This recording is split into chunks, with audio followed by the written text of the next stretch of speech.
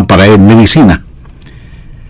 La Biblia enseña que frente a cada persona no salvada hay una línea demarcatoria, y si la cruza, estará condenada y destinada para el infierno, cuyas puertas se cerrarán hermética y eternamente. Frente a cada uno de nosotros hay una línea que no podemos ver físicamente. Es la frontera escondida entre la misericordia de Dios y la ira de Dios. Por favor, escúcheme atentamente. Bien pudiera ser que haya alguien entre quienes oyen este programa que esté en peligro de cruzar esos límites y necesita oír detenida y atentamente este mensaje. En este pasaje de las Escrituras hay 4 cosas que se destacan inmediatamente. La primera es lo que llamo la dirección espiritual.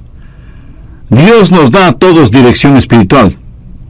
Eso está sobreentendido en la frase, el hombre que reprendido. Y aquí la idea es de uno que ha sido reprendido varias veces. O sea que Dios nos habla una y otra vez. Si Dios nos hablara una sola vez, eso podría ser nuestra disculpa, que nos habló una sola vez y no entendimos bien lo que nos dijo. Pero el asunto es que Dios nos ha hablado innumerables veces, o sea, hemos sido reprendidos una y otra vez. ¿Cuántas veces Dios en su infinita paciencia y en su amorosa misericordia le ha hablado a usted o a mí? Una de las formas en que Dios me puede hablar es por medio de su Espíritu Santo. La Biblia enseña que el Espíritu Santo es la voz de Dios que nos reprende para que nos acerquemos a Él. Y pone en nosotros ese anhelo de conocerle, esa sensibilidad por las cosas de Dios, esa necesidad espiritual de estar bien con Dios. Esa es la labor del Espíritu Santo, guiándonos hacia Jesucristo. Pero Dios no solo habla por medio de su Espíritu Santo, sino también por medio de sus siervos, por medio de los ganadores de almas, por medio de sus pastores y predicadores. Dios puede hablar por medio de un mensaje o por medio de una canción espiritual. Pero Dios también habla por medio de las situaciones, los dolores, las aflicciones. Está Dios golpeando la puerta de su corazón. No hace mucho que enterró a un ser amado, uno de sus padres, o a su cónyuge, o a uno de sus hijos. ¿Cree que Dios es indiferente a su dolor emocional humano? Dios no solo que siente simpatía por usted, sino que Él tiene empatía con usted. Dios puede hablarle por medio del dolor emocional o del dolor ocasionado por las enfermedades físicas. Y debemos reconocerlo que muchas veces la única forma de prestar atención a la voz de Dios es cuando estamos de espaldas en la cama de un hospital. En segundo lugar, quiero que vea algo más, que yo lo identifico como testaruda desobediencia. Proverbios 29:1 dice, el hombre que reprendido endurece la cerviz. Ahora, ¿qué significa endurecer la cerviz? En simple español, eso quiere decir ser cabeza dura, testarudo, necio. Endurecer la cerviz habla de rebelión. Dios habla y el hombre dice, Dios, no voy a escuchar lo que tengas que decirme. Dios tenga misericordia si hay alguien que piensa así y actúa de esa manera.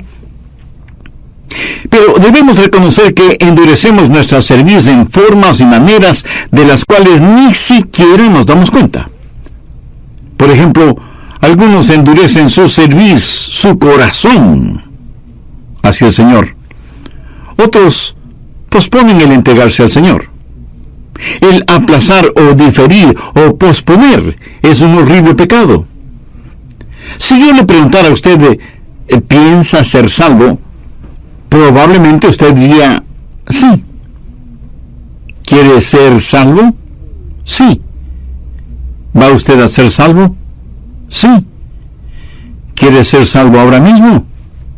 No. Y yo asombrado le pregunto, pero no dice que quiere ser salvo. Oh, sí, pastor, quiero ser salvo, pero no este momento, tal vez mañana. Por favor, busque Proverbios 27:1. No te jactes del día de mañana, porque no sabes qué dará de sí el día. Un gran hombre de Dios solía decir, el mañana es el tiempo que no se encuentra sino en el calendario de los necios. En el Antiguo Testamento Dios envió plagas sobre los egipcios. Uno de los muchos dioses que los egipcios adoraban era la diosa Rana. Y Dios dijo, bueno, siendo que les gusta tanto las ranas, pues les voy a mandar algunas. Y Dios envió una plaga de ranas. Había ranas por todos lados, ranas flacas, ranas gordas, ranas verdes, ranas cafés, ranas en los árboles, en los jardines, en las fuentes, en el agua, en las camas y hasta debajo de las camas. Había ranas hasta en la sopa. Por eso yo creo que fueron los egipcios, no los chinos, los inventores de la sopa de ranas. Y el ruido que hacían esos miles y miles y miles de ranas al croar, seguramente era ensordecedor. Dios, en cierta forma, estaba ridiculizando a la diosa Rana de los egipcios. Y el faraón ya no podía soportar ni la presencia ni el ruido de las ranas. Y como ni sus magos y hechiceros pudieron eliminar esa plaga, mandó a llamar a Moisés para que hiciera desaparecer las ranas. En el libro del Éxodo, en el capítulo 8, leemos lo que Moisés le dijo al faraón, versos 9 y 10. Y Moisés dijo al faraón, dígnate indicarme cuándo debo orar por ti, por tus siervos y por tu pueblo, para que las ranas sean quitadas de ti y de tus casas, y que solamente queden en el río. Y él dijo, mañana. Ahora, ¿se puede imaginar eso? El faraón tenía ranas hasta en su corona real. Y cuando Moisés viene a preguntarle cuándo quería que desaparecieran las ranas, ¿qué respondió? Mañana. Moisés, quiero tener estas lindas y atractivas ranas un día más. ¿Qué le parece? Y en cierta forma nosotros nos parecemos mucho al faraón. Queremos deshacernos del pecado que nos domina, pero no ahora mismo, sino mañana. El hombre y la mujer incrédulos tienen con sus pecados el mismo problema que el faraón tuvo con las ranas. Los seres humanos están plagados de dudas, de desilusiones, de enfermedades, de dolor, de temor, de angustia, de falta de propósito, de infelicidad y de todas aquellas cosas negativas que trae el pecado. Y cuando se les pregunta si quieren librarse de todas esas plagas, responden que sí, pero no ahora, sino mañana. ¿Por qué la gente pospone la salvación? Porque esa es una maniobra clásica del diablo, es el endurecimiento de la cerviz. Y la Biblia dice en Hebreos 3:8, si oyereis hoy su voz, no endurezcáis vuestros corazones. Es una necedad el jactarse del día de mañana, porque se pierde el hoy. Mucha gente dice que hay que estar bien con Dios, porque uno puede morir. Permítame cambiar eso un poco. Haga las paces con Dios, para que pueda vivir. Y para vivir bien delante de Dios, usted debe tener en su vida a Jesús, quien dijo, yo he venido para que tengan vida y para que la tengan en abundancia. Pero hay otra razón por la cual usted debe estar en paz con Dios. Algo peor le va a suceder mañana si no lo hace así. Si usted estudia las plagas que cayeron sobre los egipcios, verá que después de las ranas vinieron los piojos, y después de los piojos, las moscas, y después de las moscas, las langostas. Luego muerte de todos los animales domésticos de los egipcios. Después de eso, la plaga de úlceras. Luego el granizo y el fuego. seguido de la plaga de las tinieblas y después de eso, la muerte de los primogénitos. Deseo que entienda bien lo siguiente. Dios le ama demasiado como para dejarle que sencillamente siga pecando, y le será necesario enviar a su vida no plagas como las de Egipto necesariamente, pero pruebas y aún tragedias para que usted abra sus ojos espirituales. Pero, ¿por qué esperar para que eso suceda? Ahora, justo porque Dios le ama, Él preferirá verle sufriendo bajo ciertas pruebas en esta vida para salvarle, que verle condenado en el infierno, de donde será imposible rescatarle. Le daré otra razón por la cual usted no debe posponer su decisión. Recuerde que cuando usted pospone una decisión, primero pierde el presente. Segundo, algo peor puede suceder mañana. Y tercero, a lo mejor mañana no llegará para usted. El apóstol Santiago dice, ¿qué es vuestra vida? Ciertamente es neblina que se aparece por un poco de tiempo y luego se desvanece. Y luego añade, si el Señor quiere, viviremos y haremos esto o aquello.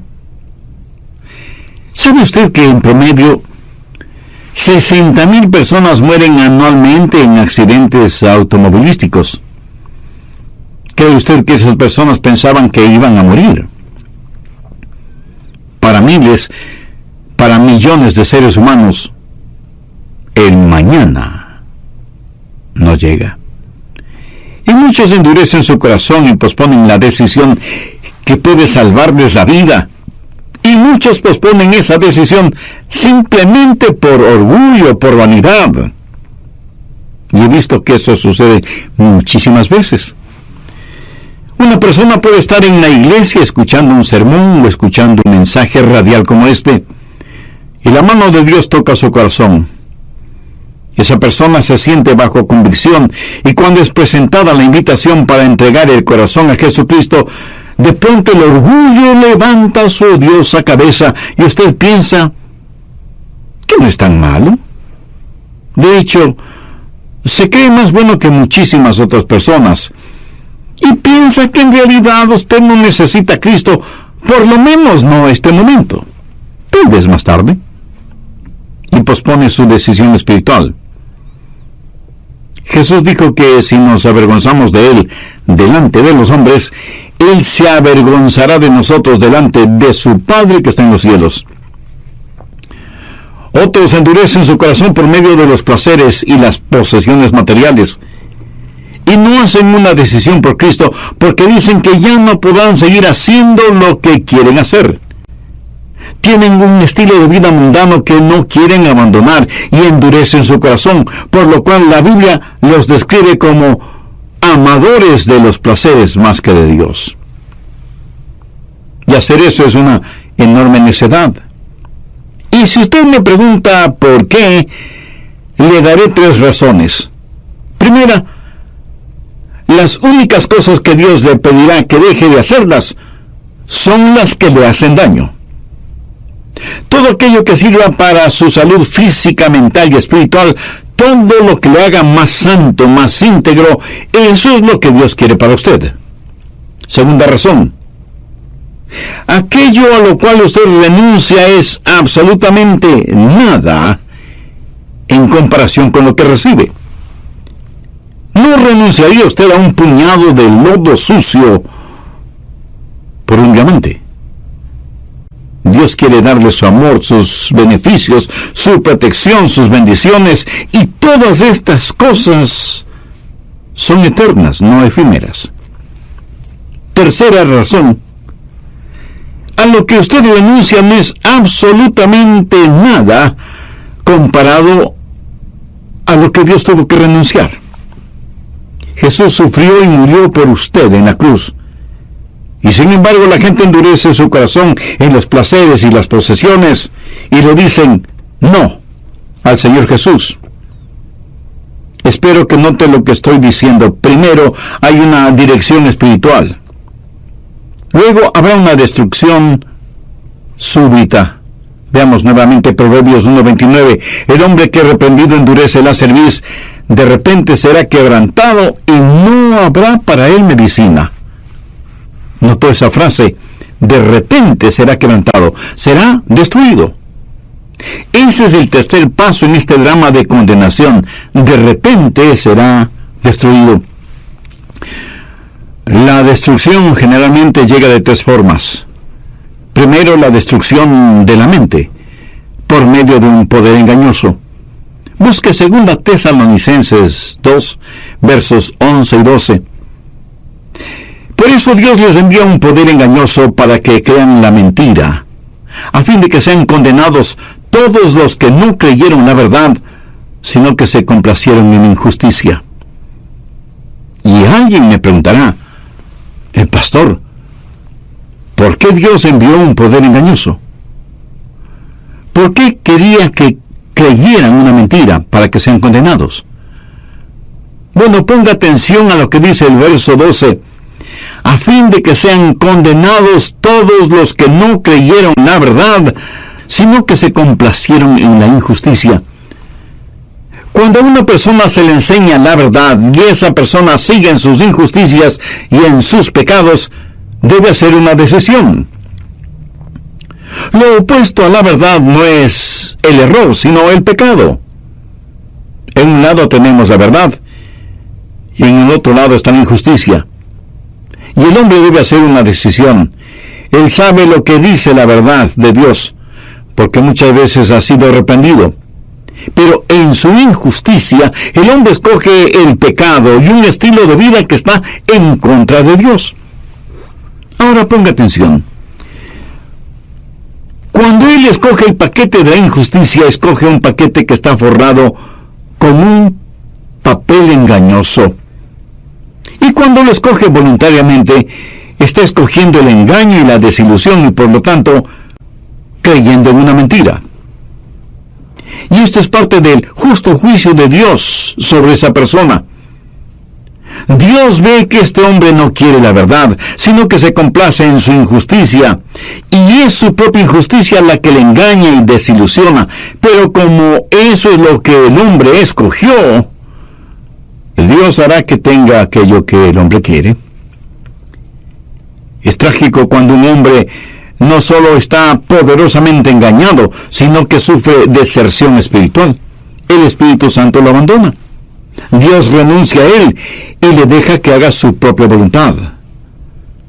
Sea usted quien sea, María, Susana, Rafael, Pedro, Leticia, Arturo o como se llame, si usted quiere servir a sus propios ídolos, los de su propia voluntad, escúcheme, Dios le dejará solo. Bien, voy a detenerme en este punto y en el próximo programa continuaré con la segunda parte de este estudio. Justo, él ha escuchado la verdad, pero se complace en su injusticia. ¿Cuál es su injusticia? Codicia. Su credo es la codicia, su Dios es el dinero y su motivación es conseguir todo lo que pueda, como pueda. Esa es su manera de pensar. Y ese es un horrible pecado. Y él verá materializado ese pecado, pero tendrá que aceptar el engaño que trae ese pecado. ¿Qué clase de engaño? Este mismo hombre, el domingo por la mañana se dedica a mirar deportes en la televisión. A su lado tiene un paquete de latas con líquido para embalsamar, o sea, cerveza, y unas cuantas cajetillas de cáncer pulmonar en forma de cigarrillos. De pronto alguien golpea la puerta y cuando la abre se encuentra con dos personas que pertenecen a una secta quienes después de saludarle le dicen que quieren compartir con él la verdad de que no hay infierno. Y él muy complacido les invita a entrar. Y ellas entran y le dicen mentiras. Y él cree esas mentiras. ¿Por qué? Porque él no ama el escuchar la verdad, sino que se complace en la mentira. Dios le ha enviado un poder engañoso porque eso es lo que él quiere y busca. Y sus facultades mentales son destruidas. Y alguien me preguntará, pero pastor, ¿qué si él es sincero? ¿Cierto? Él puede ser sincero, pero está sinceramente equivocado. Pero ese poder engañoso no solo destruye la mente, sino que también destruye el espíritu por deserción espiritual. Ahora, ¿qué significa deserción espiritual? Es cuando el Espíritu Santo abandona a la persona que ha cruzado los límites divinos. Sabía que Dios no siempre enviará a su Santo Espíritu para que hable con un ser humano. En Génesis 6:3 Dios dijo: «No contenderá mi espíritu con el hombre para siempre». Cuando alguien a propósito cruza los límites establecidos por Dios, el Santo Espíritu de Dios deja de hablar con esa persona. ¿Sabía que usted no puede ser salvo a menos que el Santo Espíritu de Dios le guíe hacia Jesucristo? ¿Sabía que aún la verdad de la palabra de Dios no puede salvarle a menos que el Santo Espíritu haga esa verdad real en su corazón? Yo puedo predicar la verdad, pero solo el Espíritu Santo puede impartir verdad.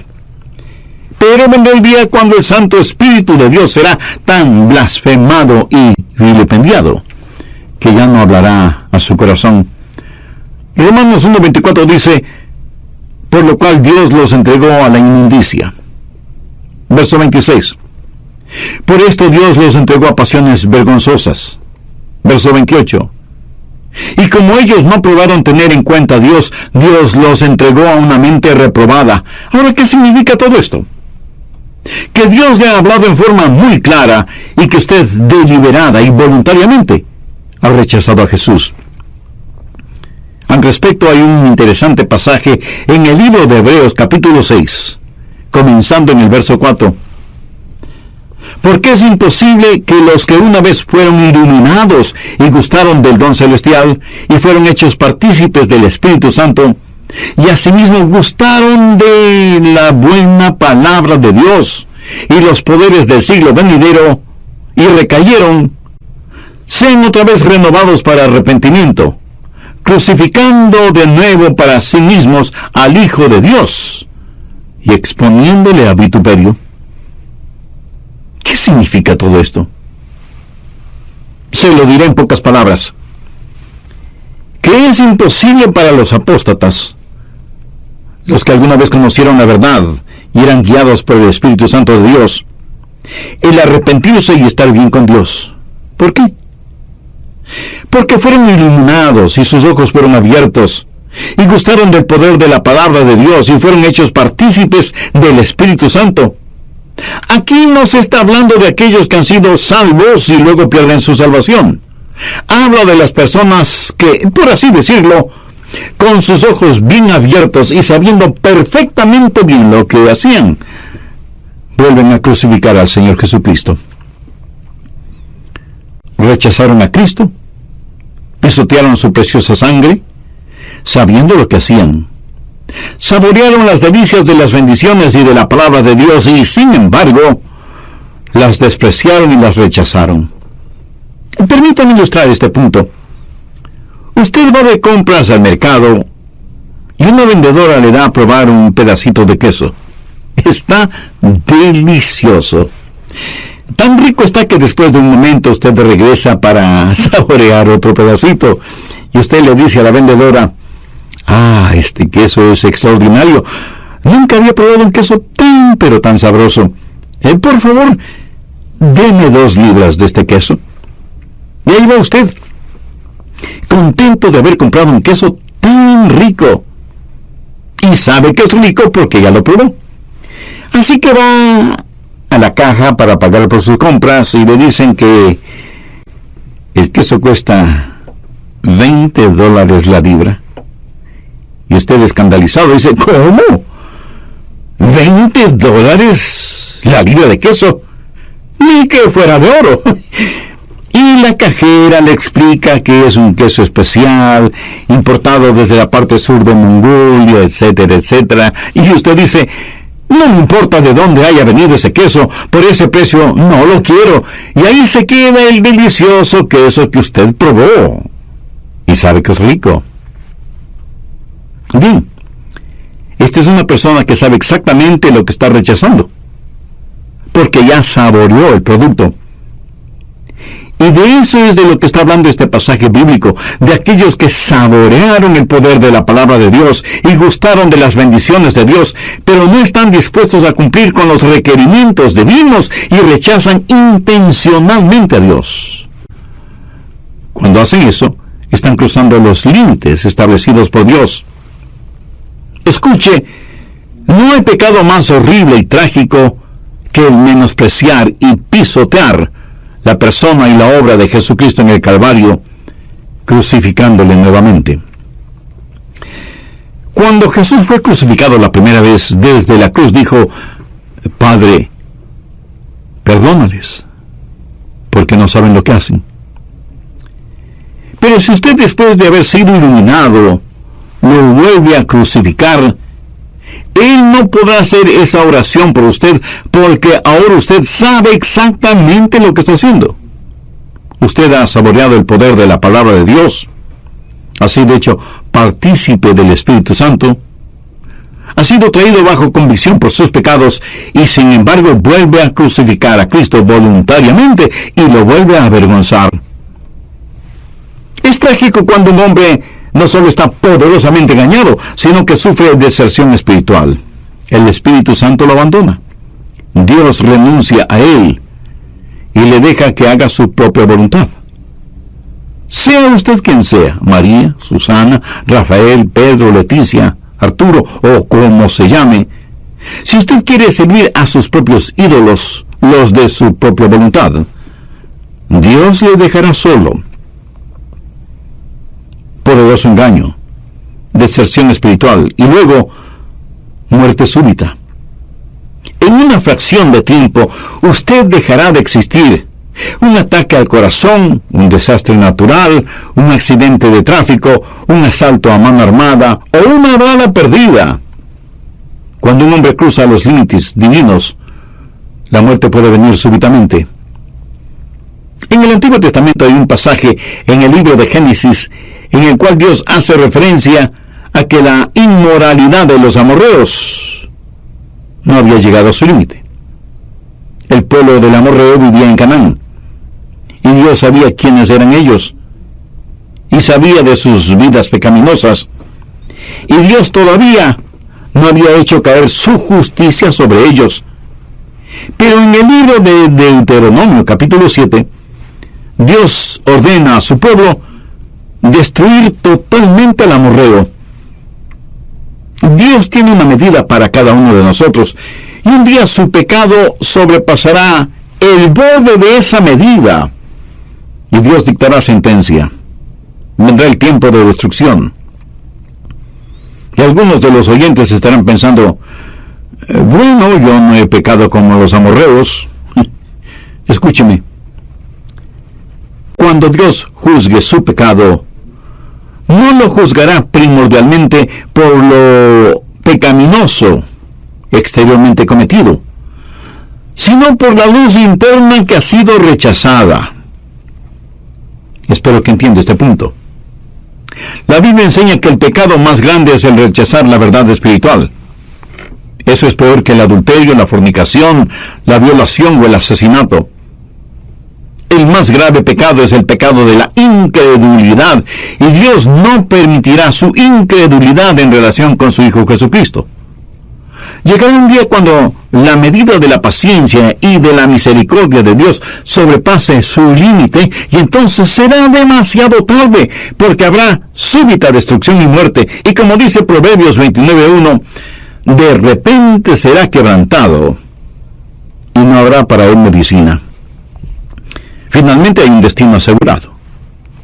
Muchos se preguntan: ¿habrá alguna oportunidad de salvación después de la muerte? No, absolutamente ninguna. Hay algunos pseudoteólogos por ahí que enseñan que después de muertos tendremos una segunda oportunidad de estar bien con Dios. Eso es falso. Es una verdadera herejía. Y jamás debe depositar su esperanza en esa mentira infernal. Si usted quiere ser salvo, puede ser salvo, necesita ser salvo, y Cristo quiere salvarle. Y quiero decirle con toda la urgencia y emergencia del caso y con toda la convicción y unción de mi alma, que usted no podrá, cuando esté enfrentando el juicio de Dios, no podrá, implorar la misericordia de Dios para que le salve, porque será demasiado tarde. Si usted quiere ser salvo, puede salvarse ahora. Si usted quiere misericordia, puede tenerla ahora. Si quiere la gracia y el perdón de Dios, los puede tener ahora, mientras está vivo. La Biblia pone énfasis en que hoy es el tiempo de salvación. También dice que está decretado que los hombres mueran una vez, y después de eso vendrá el juicio. Ningún libro de las Escrituras habla de que los pecadores, después de morir, tendrán una segunda oportunidad. En el capítulo 16 del Evangelio de Lucas, encontramos la historia que Jesús relató acerca de dos hombres. El uno muy rico y el otro muy pobre. El nombre del hombre rico no se sabe, pero el pobre se llamaba Lázaro, y la Biblia dice que el hombre rico murió y se fue al infierno. Y estando ahí en tormentos, levantó sus ojos y vio a Lázaro, que estaba en el seno de Abraham. Y este hombre rico, estando en el infierno, imploró: Padre Abraham, ten misericordia de mí y envía a Lázaro para que moje la punta de su dedo en agua.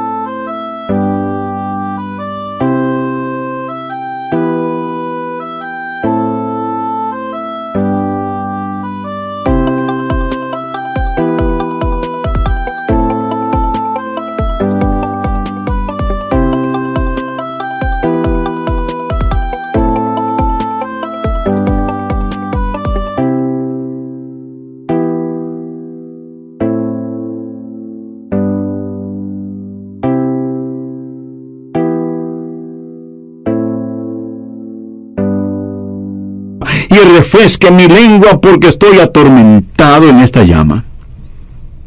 Y Dios le habló por medio de Abraham y le dijo: eso es imposible, porque una gran cima está puesta entre nosotros y vosotros, de manera que los que quisieran pasar de aquí a vosotros no pueden, ni de allá pasar acá. O sea que existe un enorme abismo. Y a donde un alma ha escogido ir, allá irá por toda la eternidad. Amiga, amigo, no muera sin Cristo en su corazón. No cruce los límites puestos por Dios. Busque Mateo 25:46. E irán estos al castigo eterno, y los justos a la vida eterna. La vida en el cielo será eterna. La vida en el infierno será eterna. En Eclesiastés 11:3 leemos: en el lugar que el árbol cayere, allí quedará. Alguien escribió lo siguiente: donde el árbol cae, allí quedará. Como un hombre vive, así morirá. Y como un hombre muere, así será por toda la eternidad. No muera sin tener a Cristo en su vida. No cruce los límites puestos por Dios. Hay un destino eterno asegurado. El doctor Henry Hopkins de Arkansas fue un gran hombre de Dios. Y un domingo estuvo predicando un mensaje evangelístico en la iglesia en la cual era pastor. Al finalizar el mensaje, él extendió una invitación y notó que un joven estaba bajo la convicción del Espíritu Santo, pero parecía dudar en la decisión que quería tomar, mientras el pastor invitaba para que las personas entregaran su corazón al Señor Jesucristo. Finalmente, el joven se puso de pie, empezó a caminar, pero en vez de pasar al frente, salió apresuradamente de la iglesia. Semanas después, el doctor Hopkins fue llamado al hospital para que visitara a ese mismo joven, a quien le habían diagnosticado una enfermedad fatal. y estaba muriendo. El doctor Hankins le preguntó: «Hijo, estuviste en nuestra iglesia hace algunas semanas y parecía como que ibas a pasar al frente para entregar tu corazón a Cristo». Y el joven respondió: «Sí, pastor. Cuando usted predicó el mensaje y dio la invitación, yo quise pasar al frente para aceptar a Jesús. Pero cada vez que intentaba pasar, pensé en los placeres que me gustaban y sabía que si pasaba al frente, ya no podría seguir disfrutando de esos placeres.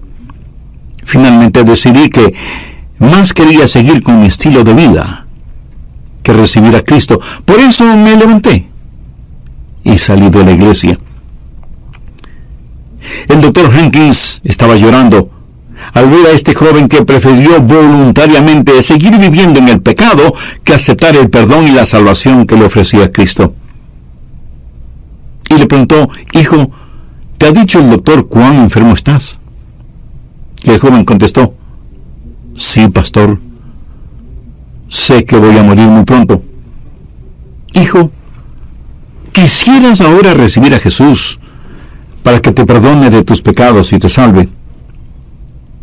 Y para sorpresa del pastor, el joven le respondió: «No quiero entregar mi corazón a Cristo». Aún más sorprendido, el pastor le preguntó: «Hijo, no entiendo. Dijiste que querías ser salvo». Y el joven le dijo: «Pastor, debo confesarle algo. Cuando estuve en su iglesia y me salí cuando usted extendió la invitación, sentí que algo murió dentro de mí. Ya no puedo ni quiero entregar mi corazón al Señor». Y por mucho que el doctor Hankins le rogó, aún con lágrimas, que aceptara a Cristo como su Salvador antes de pasar a la eternidad, este joven había endurecido de tal manera su corazón que cruzó los límites puestos por Dios. Y el doctor Hankins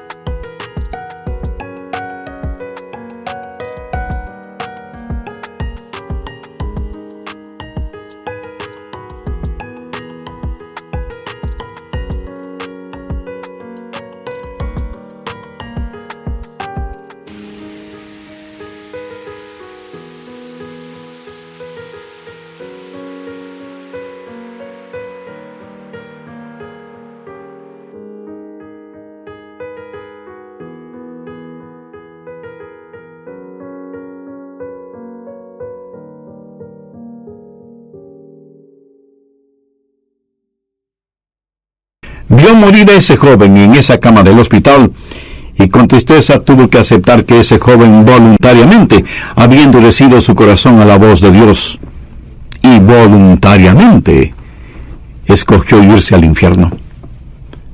Mi amiga, mi amigo, tal es este mensaje que está escuchando. Pudiera ser el último llamado de Dios para usted. Si usted quiere ser salvo ahora mismo y que sus pecados sean perdonados y tener la seguridad de la vida eterna, le invito a orar conmigo la siguiente oración. Dios eterno, soy pecador y estoy perdido. Necesito tu gracia y tu misericordia. Señor Jesús, sé que moriste por mí en la cruz del Calvario para con tu propia vida pagar la culpa de mis pecados. Con sincera y profunda fe, este mismo momento te invito a morar en mi corazón y que seas mi Salvador y mi Señor. Haz de mí la clase de persona que tú quieres que sea. Encontrará la serie completa, Una palabra al sabio, en elamorquevale.org o llámenos dentro de los Estados Unidos al 1-800-647-9400. Nuevamente, 1-800-647-9400. Y nuestra dirección, El Amor que Vale, P.O. Box 38400, Memphis, Tennessee 38183, Estados Unidos. Contáctenos y adquiérala hoy en oferta especial. ¿Sabe que usted en forma personal puede ser instrumento en las manos de Dios para que otra u otras personas conozcan el mensaje de salvación? ¿Cómo? Con su respaldo financiero mensual. Usted puede difundir que la salvación solo se encuentra por medio del Señor Jesucristo. Escuche. En nuestro muro de Facebook, Ada comparte: Dios sea bendiciendo y prosperando este ministerio grandemente. Para mí ha sido de edificación y de mucha fortaleza en momentos en los que quise morir. Dios usó este ministerio para hablarme, fortalecerme y levantarme. Gloria a Dios. Con su respaldo financiero mensual, usted difunde que la salvación solo se encuentra por medio del Señor Jesucristo. Ore y pregunte a Dios cómo usted